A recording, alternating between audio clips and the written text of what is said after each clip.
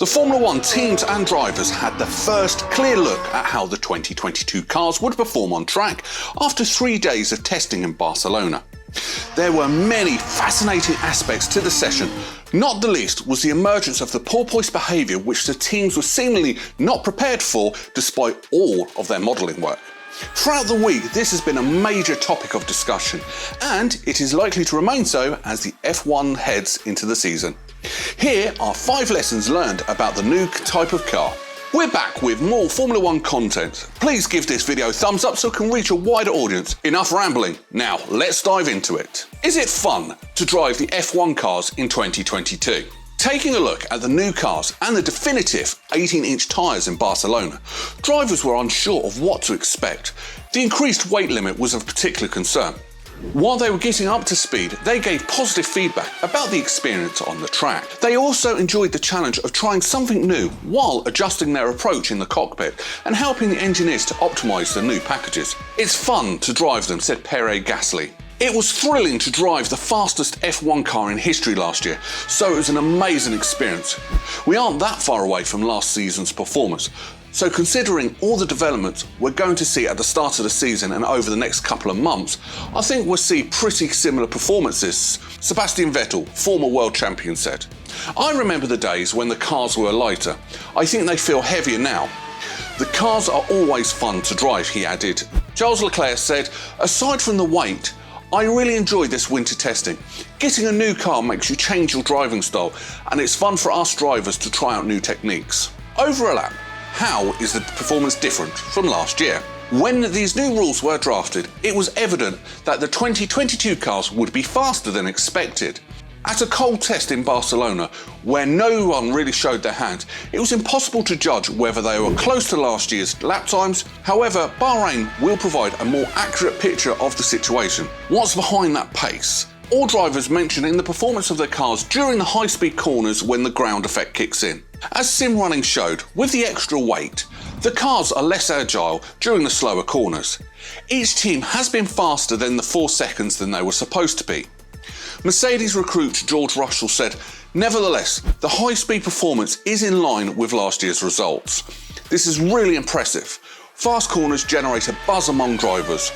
Obviously, it's very nice at high speeds, said Carlos Sainz, because you're stuck to the ground and you have constant downforce. It's a real pleasure to drive, he said. Here's a little request before we move on. Please give the videos a thumbs up. It really helps us reach more people.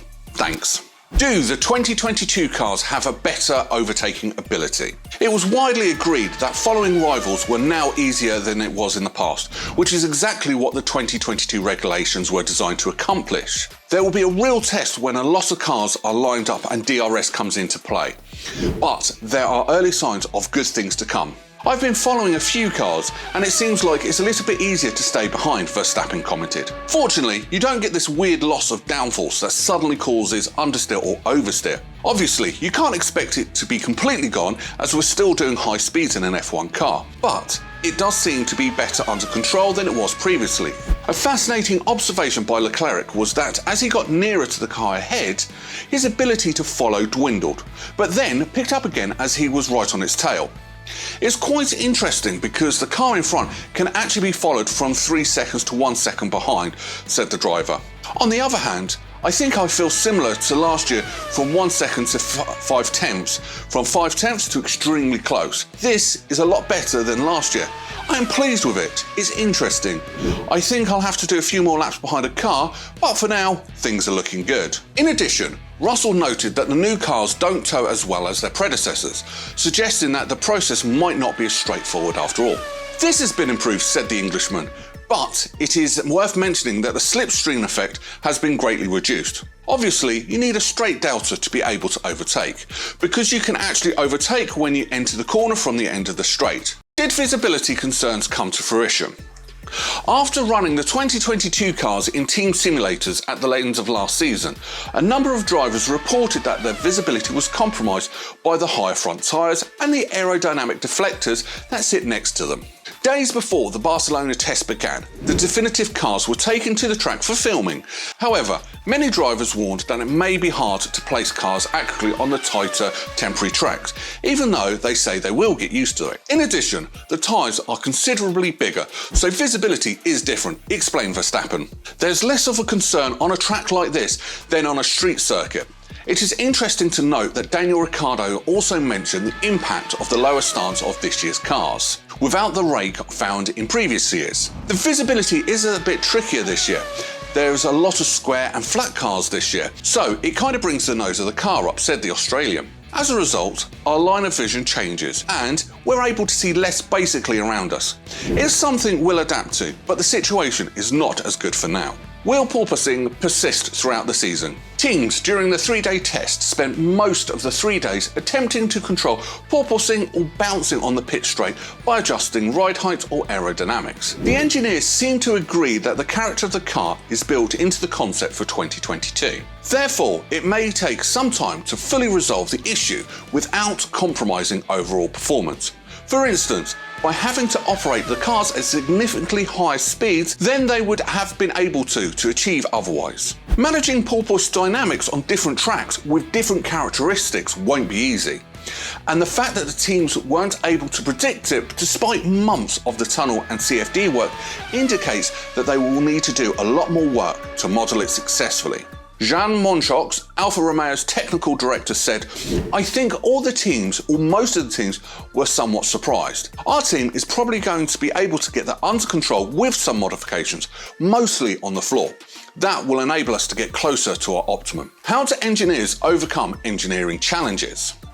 Other obstacles await the F1 teams as they strive to optimise their new packages and maximise the performance of the 18-inch tyres. In Barcelona, the new Pirellis were rarely a topic of conversation, but they are likely to gain traction as F1 moves to warmer climates and drivers begin to tackle the new car's limits.